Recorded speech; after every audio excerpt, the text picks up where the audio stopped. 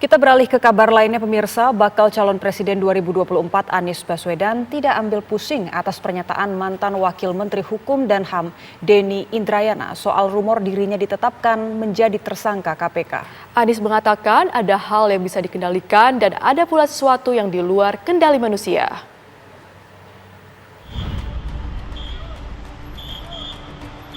Bakal calon presiden yang diusung Partai Nasdem, Demokrat, dan PKS, Anies Baswedan merespons cuitan mantan Wakil Menteri Hukum dan HAM Denny Indrayana soal skenario dirinya jadi tersangka Komisi Pemberantasan Korupsi. Anies Baswedan yang hendak berangkat haji menyampaikan bahwa dirinya tidak ambil pusing akan kabar tersebut. Anies juga menyebut bahwa ada hal yang bisa kita kendalikan, namun ada pula di luar kendali manusia. Mantan Gubernur DKI Jakarta itu ingin fokus ibadah di Tanah Suci terlebih dahulu. Tanggapannya komentar yang dari Indrayana tuh yang terkait masalah nanti akan dijadikan tersangka. Dulu fokus pada apa yang mau kita kerjakan. Saya tidak memusingkan apa yang bekerja orang lain. Kita jalani semua amanat dengan baik, itu aja, nggak ada khusus. Pokoknya saya bilang yang ada dalam kendali kita, maka kendali kita nih. Misalnya bahan apa yang kita sampaikan kepada masyarakat, kemudian pesan-pesan apa itu kan urusan kita, itu kita ikhtiarkan. Tapi hal yang di luar kendali kita, maka kita berdoa mohon pertolongan, mohon perlindungan, itu aja. Denny Indrayana pun mengakui langkah yang ia ambil beresiko dengan menghembuskannya ke publik.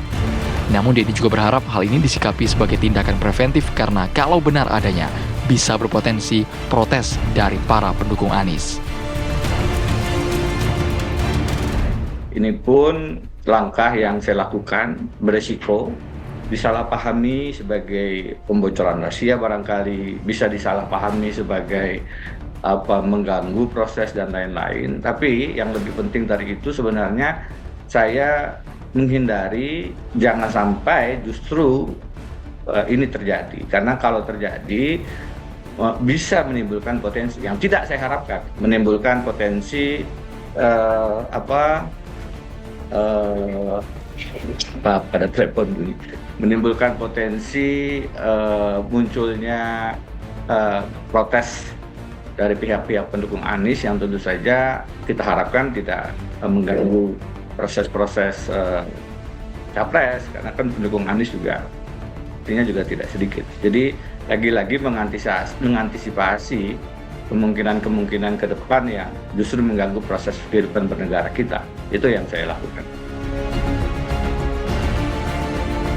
Pada 7 September 2022, KPK telah meminta keterangan kepada Anies Baswedan yang saat itu masih menjabat sebagai Gubernur DKI Jakarta dalam kasus dugaan korupsi penyelenggaraan Formula E.